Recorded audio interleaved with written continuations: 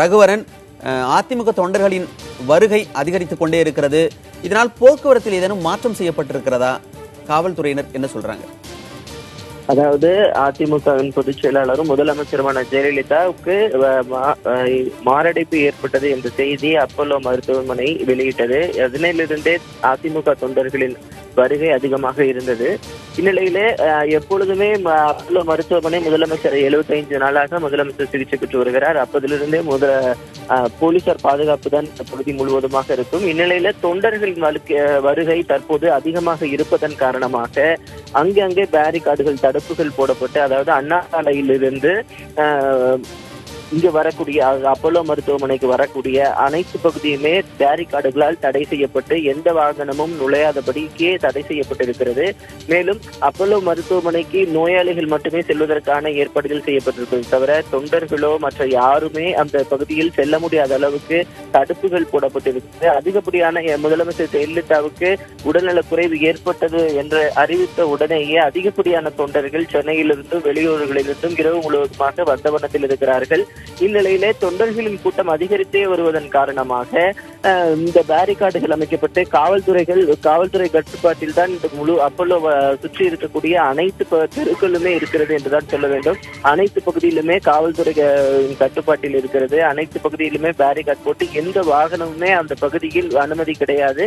மேலும் நோயாளிகளுக்கு எந்த விதமான சிரமமும் ஏற்பட்டு விடக்கூடாது இதன் காரணமாக என்பதற்காக நோயாளிகளும் அவர்களுடைய உறவினர்களும் அதற்கான அனுமதி சீட்டை காட்டினால் அவர்கள் அனுமதிக்கப்படுகிறார்களே தவிர மற்ற யாருமே அப்போலோ மருத்துவமனை இருக்கக்கூடிய ஆயிரம்விளக்கு பகுதியில் அந்த கிரீன் சாலை என்று சொல்லக்கூடிய அந்த சாலைக்குள்ளே அனுமதிக்கல. மணிமாறன், ரகுவரன், அப்போலோ மருத்துவமனை வளாகத்தில் எவ்வளவு தூரத்துக்கு தொண்டர்கள் அனுமதிக்கப்படுகிறார்கள்?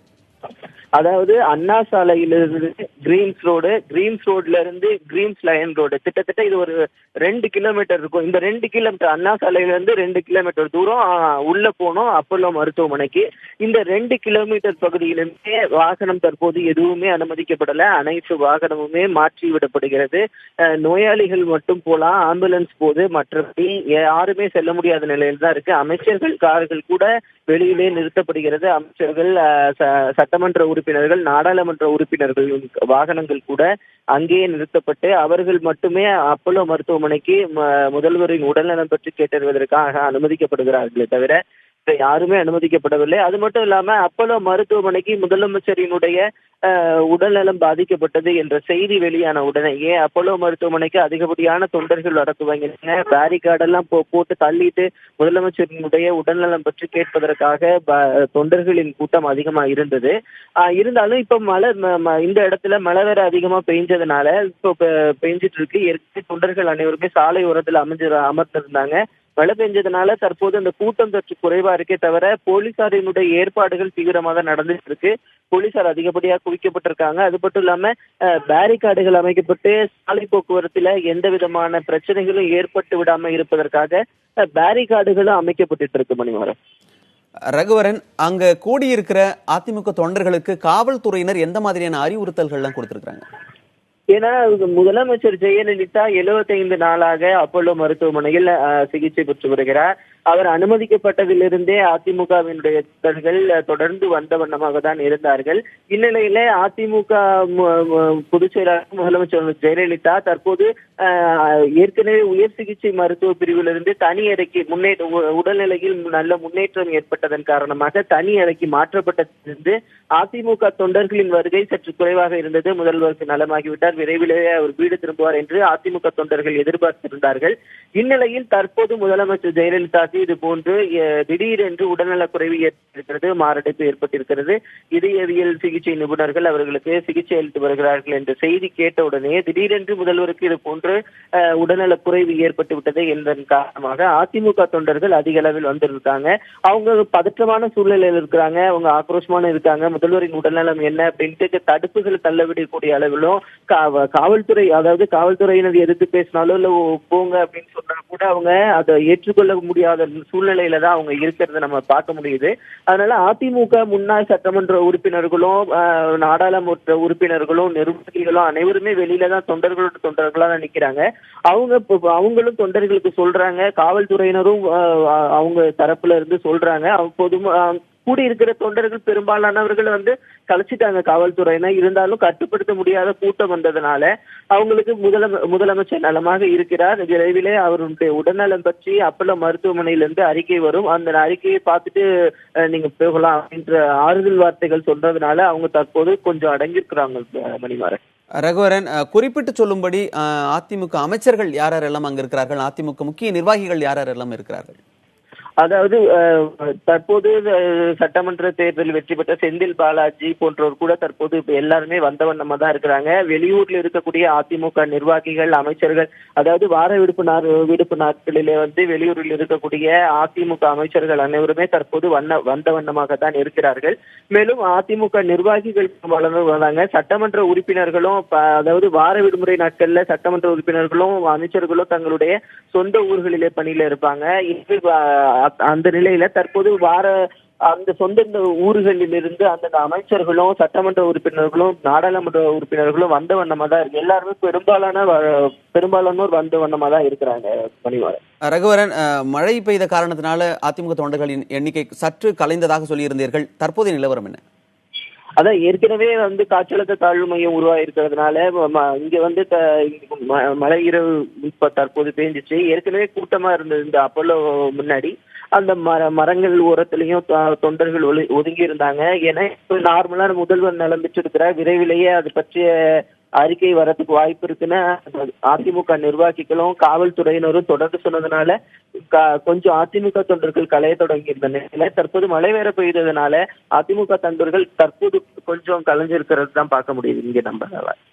ரகுவரன், நீங்க அதிமுக நிர்வாகிகள் சட்டமன்ற உறுப்பினர்களை சந்திச்சதா சொல்லியிருந்தீங்க. அவங்க கிட்ட பேச முடிஞ்சதா? அவங்க பேசும்பொழுது இப்போ காலை விடிந்த பிறகு மாவட்டம் வாரியா மக்கள் இங்க வர்றதுக்கான வாய்ப்பு இருக்கு. ஆனா அப்படி நிறைய பேர் வந்தாக்கா ஏகப்பட்ட பிரச்சனைகள்லாம் இங்க இருக்கும். அதனால அந்த நிர்வாகிகள்லாம் எந்த அளவுக்கு அவங்க இங்க வர வேண்டாம், கூட்டம் அதிகமா சேர வேண்டாம் அப்படின்னு தடுக்கும் நடவடிக்கைகள்ல ஈடுபட்டிருக்காங்களா? அதாவது ஒவ்வொரு மாவட்ட கழக நிர்வாகிகள், அதாவது அதிமுகவுக்கு பல கிளைகள் இருக்கு, மாவட்ட வாரியாகவும் பகுதி அப்படின்ற பல பிரிவுகள் இருந்தாலும் அந்தந்த தலைவர்களின் கீழே தான் தொண்டர்கள் வராங்க. அதுவும் இல்லாம நம்ம சென்னையில இருக்கக்கூடிய தொண்டர்கள் பெரும்பாலானோர் அப்பல்லோ மருத்துவமனைக்கு வந்ததாக தான் சொல்ல முடியும்.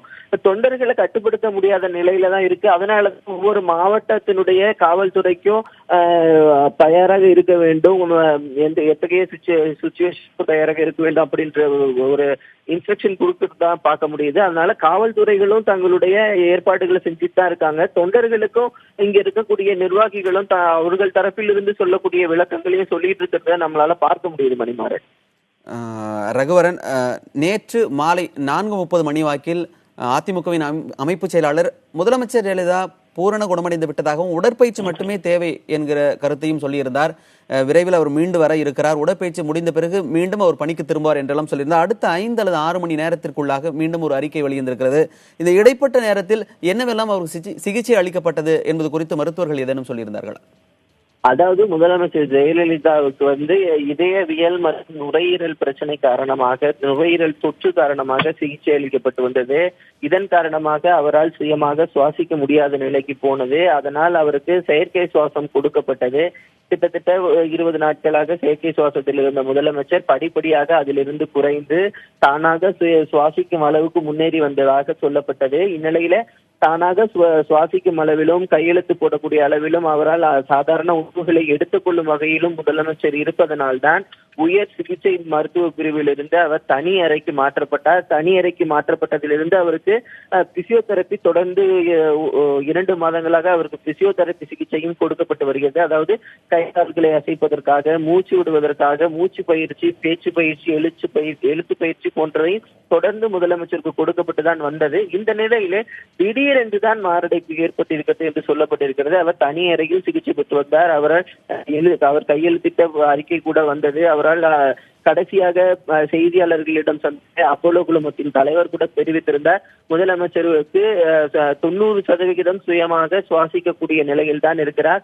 அவர் தான் முடிவு செய்ய வேண்டும் எப்பொழுது வீடு திரும்ப வேண்டும் என்று. அவர் தற்போது பேசும் நிலையில் கூட இருக்கிறார். அவருக்கு பேசுவதற்கு உதவியாக கருவிகள் கூட பொருத்தப்பட்டிருக்கிறது. அதன் வழியாக அவர் பேசி வருகிறார் என்று கூட அப்போலோ குழுமத்தினுடைய தலைவர் நம்மிடத்தில் தெரிவித்திருந்தார். அதன் அடிப்படையில் அவர் தனி அறைக்கு மாற்றப்பட்டிருந்தார். இந்நிலையில திடீரென்று தான் இந்த அவருக்கு மாரடைப்பு ஏற்பட்டிருக்கிறது. அதற்கான ஏற்கனவே அவர் ஒரு இதய நோயாளியாக இருந்திருக்கிறார். அப்போலோ மருத்துவமனை அறிக்கையும் தெரிவித்திருந்தது. அதன் காரணமாக இது திடீரென்று ஏற்பட்டதுதான். இதற்கான சிகிச்சைகள் தற்போது கொடுக்கப்பட்டு இருக்கு. மணிமாறன், ரகுவரன், அப்போலோ மருத்துவமனை வளாகத்தின் அந்த பிரதான வாயிலை நீங்கள் படம் பிடித்து காட்டி வருகிறீர்கள். அதை நம்மால் பார்க்க முடிகிறது. இந்த பிரதான வாயிலில் ஏராளமான தொண்டர்கள் குவிந்திருக்கிறார்கள், காவல்துறையினரும் இருக்கிறார்கள். ஒட்டுமொத்தமாக இந்த மருத்துவமனை வளாகத்தில் எத்தனை வாயில்கள் இருக்கிறது? எல்லா வாயில்களிலும் சம பலத்துடன் காவல்துறையினர் குவிக்கப்பட்டிருக்கிறாங்களா? ஆமா, அதாவது அண்ணா சாலையிலிருந்து கிரீன்ஸ் ரோட்ல இருந்து அப்பல்லோக்கு வரத்துக்கு ஒரே ஒரு வழிதான் இருக்கு. அந்த வழியா தான் வந்தாகணும். அந்த வழியில இருந்து வந்து இன்னொரு பின்பக்கம் வழியா வெளியேறணும் வாகனம். ஒரு வழியா வந்து இன்னொரு வழியா வாகனங்கள் வெளியேறணும். இப்படிதான் அப்பல்லோனுடைய இது என்ட்ரி இருக்கு. அதே மாதிரி அப்பல்லோ மருத்துவமனை செல்லணும்னா ஒரு வழியா சென்று இன்னொரு வழியா வெளியில வரணும். 2 கேட் இருக்கு. அந்த 2 கேட்டுமே தற்போது அடைக்கப்பட்டிருக்கு. எந்த ஒரு வாகனமும் உள்ள போல, யாருமே உள்ள போல. அமைச்சர்கள் மற்றும் எம்எல்ஏக்கள் மட்டும்தான் போறாங்க. மற்றும் பிற நோயாளிகள் போறாங்க. ஆம்புலன்ஸ் நார்மலா போயிட்டு இருக்கு. அந்த இதுல எந்த விதமான தடையும் இல்ல. அந்த வாசல் கிட்ட தான் நம்ம பார்த்துட்டு இருக்கலாம். இந்த வாசல்கிட்ட தான் அதிமுகவினுடைய நிர்வாகிகள், முன்னாள் நிர்வாகிகள், அதிமுக தொண்டர்கள், மகளிர் அணி சார்ந்தவங்க அனைவருமே அந்த வாசலுக்கு வெளியில தான் இத்தனை நாளா 75 நாட்களாக அவங்க உட்கார்ந்து இருந்தாங்க. இந்த இடத்துலதான் தற்போது அவங்க கூடியிருக்காங்க. பக்கத்திலே செய்தியாளர்களுக்கும் இடம் ஒதுக்கி தரப்பட்டு இருக்குது. இந்த இடத்துலதான் தற்போது அதிமுக நிர்வாகிகள் குவிஞ்சிட்டு இருக்காங்க. தற்போது மழை பெஞ்சதுனால கூட்டம் குறைவா இருக்கே தவிர இந்த இடத்துல கிட்டத்தட்ட ஒரு 1000க்கும் மேற்பட்டோர் இருந்த நிலையை தான் நம்ம பார்க்க முடியுது. மணிமான், ரகுவரன், அப்போலோ மருத்துவமனையில் அனுமதிக்கப்பட்டிருக்கும் பிற நோயாளிகளை அவங்க உறவினர்கள் வந்து பார்க்கறதுக்கோ அல்லது அவங்களுக்கு மருத்துவ உதவிகள் ஏதோ செய்யறதுக்கோ அவங்களுக்கு வேற எதுவும் வழி ஏதேனும் ஒதுக்கப்பட்டிருக்கா? அப்படி போறவங்க நான் வந்து இந்த நோயாளியை பார்க்க போறேன், என்னோட உறவினர் தான் அப்படின்றதுக்கு என்னென்ன சான்றுகள்லாம் காமிக்க வேண்டியதா இருக்கு? போக முடியுதா முதல்ல? அதாவது அப்போலோ மருத்துவமனையை பொறுத்த வரைக்கும் இல்ல, அனைத்து மருத்துவமனைகளும் பொறுத்த வரைக்கும் பாத்தீங்கன்னா நோயாளியை போய் பார்க்கறதுக்கு குறிப்பிட்ட நேரம் ஒதுக்கப்பட்டிருக்கு. அந்த நேரத்துல போய் தான் பார்க்க முடியும். தற்போது இரவு நேரம்ன்றதுனால நோயாளிகள் யாருமே வரல. அதனால எந்தவித சிரமமும் ஏற்படல. ஆனா காலையில இது போன்ற நிலை நீடித்தால் மேலும் பாதிப்புகள் ஏற்படாத இருப்பதற்காகத்தானே ஏற்பாடுகள் செய்யப்பட்டிருக்கு. அது மட்டும் இல்லாம நோயாளிகள் யார் வேணாலும் உள்ள போலாம் வரலாம். நான் போய் பரிசோதனை பண்ண போறேன் அப்படின்னா அவங்க உள்ள போலாம். அதுல எந்த விதமான கட்டுப்பாடுகளும் கிடையாது. ஆனா நோயாளிகளுடைய உறவினர்களுக்கு ஒரு கார்டு கொடுக்கப்பட்டிருக்கும். கார்டை அவங்க காட்டினே அவங்க உள்ள விடுறாங்க. அந்த மாதிரி நோயாளிகளும் அவங்களுடைய உறவினர்களும் சென்று வர்றதுக்கு எந்த விதமான தடைகளும் கிடையாது. தற்போது இரவு நேரம் அப்படின்றதுனால யாருமே உள்ள போறதுக்கு வர்றதுக்கு வாய்ப்பு கிடையாது. இது கால நேரத்திலையும் இது தொடர்ந்து விடக்கூடாது அப்படின்றதுக்காக தான் அதற்கான ஏற்பாடுகளும் செய்யப்பட்டு இருக்கு. அதுவும் இல்லாம ஆம்புலன்ஸ் எப்போதும் அதற்கான வழிகள் இருக்கு. ஆம்புலன்ஸ் எமர்ஜென்சி போறதுக்கு அதற்கான ஏற்பாடுகளும் செய்யப்பட்டிருக்கு. அதுல எந்த விதமான தடையும் இல்லை. மணிமாறன், ரகுவரன், நீங்க இந்த அப்போலோ மருத்துவமனை வளாகத்தை நீங்க படம் எடுத்து காட்டி கொண்டிருக்கிறீர்கள். அதை நம்மால் பார்க்க முடிகிறது. அங்கே வந்து ஏராளமான தொண்டர்கள் இருக்கிறார்கள். ஆனாலும் துறையினரின் எண்ணிக்கை சற்று குறைந்தது போல் தெரிகிறது. உண்மை நிலவரம் என்ன? அதாவது காவல்துறை அதிகமாக அந்த அப்போலோ மருத்துவமனை 2 வாயில்களில் மட்டுமே 60க்கும் மேற்பட்ட காவல்துறை பாதுகாப்பு போடப்பட்டுள்ளது. அதிலிருந்து ஒரு 500 மீட்டர் தொலைவிலேயே இன்னொரு வாசல் பகுதி இருக்கிறது. அங்கு முழுவதுமாகவே அடைக்கப்பட்டிருக்கு. அங்கு எந்த ஒரு வாகனமே உள்ள வர முடியாத அளவுக்கு தான் போடப்பட்டிருக்கு. இந்த இப்ப நீங்க பாக்குற கூட்டம் எல்லாமே பேரிகார்டை தாண்டி அப்போலோ வாசல் வந்த கூட்டம் தான் நீங்க தற்போது பார்க்கக்கூடியது. மீதி கூட்டம் எல்லாத்தையுமே மழையின் காரணமாகவும் நேரமானதன் காரணமாகவும் கொஞ்சம் கொஞ்சமா நிர்வாகிகள் சொல்லி கலைய வச்சிருக்கிறாங்க. இந்த காவல்துறை இந்த அண்ணா சாலையிலிருந்து கிட்டத்தட்ட அப்போலோ மருத்துவமனை வரை கிட்டத்தட்ட 2 கிலோமீட்டருக்கும் காவல்துறை பாதுகாப்பு கட்டுப்பாட்டில் தான் இருக்கிறது. அந்த மருத்துவமனையை சுற்றி இருக்கக்கூடிய தெருக்கள் முழுவதுமே காவல்துறை கட்டுப்பாட்டில் தான் இருக்கிறது. அந்த பேரிகார்டுகள் அமைக்கப்பட்டு அங்கு செல்லக்கூடிய வாகனங்கள் அந்த பகுதி முழுவதுமே குடியிருப்பு பகுதிகளும் இருக்கு. அங்க செல்லக்கூடிய வாகனங்கள் கூட பாதிப்பு ஏற்படும். அதனால பேரிகார்டுகள் அமைச்சு நீங்க எங்க போறாங்க, அந்த குடியிருப்பு வாசிகளுக்கு எந்தவித சிரமமும் ஏற்படக்கூடாது. அவங்க நீங்க எங்க போறீங்கன்னு விசாரணை பண்ணி தான் அவங்களை அனுப்பிட்டு இருக்காங்க. மணிமாறன், அதனால காவல்துறை பாதுகாப்பு அதிகரிச்சுட்டே தான் இருக்கு படிப்படியா. நம்ம தற்போது கூட பார்த்துட்டு தான் இருக்கோம். அங்க பேரிகார்டுகள்லாம் வந்து இறங்கின வண்ணமா தான் இருக்கு. பேரிகார்டு வந்து அமைக்கப்பட்டு சாலைக்கு வழி, ஏன்னா தொண்டர்கள் வந்து குவிய தொடங்கணும்னா சாலை முழுவதுமே அடைஞ்சு போயிடுது. அதனால சாலை வழிவிட்டு அதற்கான பேரிகார்டுகளை எப்படி அமைப்பது தொடர்பாக காவல்துறை இன்னும் பார்த்துட்டு வராங்க. தற்போது நிலையில பேரிகார்டுகள் 2-3 ராதிகள்ல இறங்கிட்டு இருக்கு. அந்த தடுப்பு வேலிகள் சொல்லப்படுவது, அந்த தடுப்பு வேலிகள்ல அமைக்கும் பணி தற்போது நடைபெற்று இருக்கு மணிமாறன். மருத்துவமனைக்கு உள்ள செல்வதற்கான அனுமதி யாருக்கெல்லாம் வழங்கப்பட்டிருக்கிறது? அதாவது முதலமைச்சர் ஜெயலலிதா மருத்துவமனையில் அனுமதிக்கப்பட்டதிலிருந்தே காவல்துறை பாதுகாப்பு போடப்பட்டிருக்கு. காவல்துறை பாதுகாப்பு போடப்பட்டிருந்தாலும் நோயாளிகளுக்கு எந்த விதமான சிரமமும் ஏற்பட்டு விடக்கூடாது என்பதற்காக கிரீன்ஸ் லைன் ரோட்ல இருந்து அப்போலோ மருத்துவமனைக்கு வர 500 மீட்டருக்கு அப்போலோ மருத்துவமனை நிர்வாகமே நோயாளிகளை அழைச்சிட்டு விடுறதுக்கு வாகனம் ஒன்றை ஏற்பாடு செய்திருந்தது. அதே மாதிரி நோயாளிகள் எப்ப வேணாலும் உள்ள போலாம், எப்ப வேணாலும் வெளியில வரலாம். அவங்களுக்கு எந்த விதமான கட்டுப்பாடுகளும் கிடையாது. நோயாளிகளினுடைய உறவினர்களும் எப்ப வேணாலும் போலாம் வரலாம். அவங்களுக்கு ஒரு கார்டு கொடுக்கப்பட்டிருக்கு. எப்பொழுதுமே அது அப்போலோ மருத்துவமனையில கொடுக்கக்கூடியதுதான். அந்த கார்டு அவங்க கிட்ட இருக்கும். அதை காட்டினாலே அவங்க அப்போலோ மருத்துவமனைக்குள்ள உள்ள விட்டுருவாங்க. புதிய நோயாளியாக இருந்தாலும் பதிவு சான்றிதழ் போன் மூலம் பதிவு பண்ணதோ இல்ல பதிவு பண்ணதை காட்டினாலே அவங்க போயிடலாம் எப்படி வேணாலும். அதே ஃபார்முலா தான் இப்பயும் பின்பற்றப்படுதுன்னு சொல்ல வேணும். இரவு நேரம்ன்றதுனால நோயாளிகளின் கூட்டம் இல்ல. காலையில ஓபி பேஷண்டா வரவங்க தான் இனிமே காலை நேரத்துல வருவாங்க. அதற்கான ஏற்பாடுகளுமே அப்போலோ மருத்துவமனை நிர்வாகமும் செஞ்சிட்டு இருக்கு, காவல்துறை அதிகாரிகளும் செஞ்சிட்டு இருக்காங்க மணிமாறன். ரகுவரன், அதிமுக தொண்டர்களின் எண்ணிக்கையை குறைப்பதற்கு, அதாவது தொடர்ச்சியாக வந்து கொண்டே இருக்கும்போது கூட்டம் அதிகரிக்கும், இவர்களின் எண்ணிக்கையை குறைப்பதற்கு காவல்துறை தரப்பில் அதிமுக நிர்வாகிகளிடம் ஏதேனும் பேச்சுவார்த்தை நடத்தப்பட்டிருக்கா? அது போன்ற பேச்சுவார்த்தை எதுவும் நடத்தவில்லை என்றுதான் நாம் தற்போது நிலையில் பார்க்க முடிகிறது. ஏனென்றால் முதல்வருக்கு மாரடைப்பு ஏற்பட்டது என்று நேற்று மாலை அறிவிக்கப்பட்டது. அதிலிருந்து அப்போலோ மருத்துவமனையிலிருந்து வேற எதுவும் அறிக்கைகள் வரவில்லை அதிகாரப்பூர்வமாக.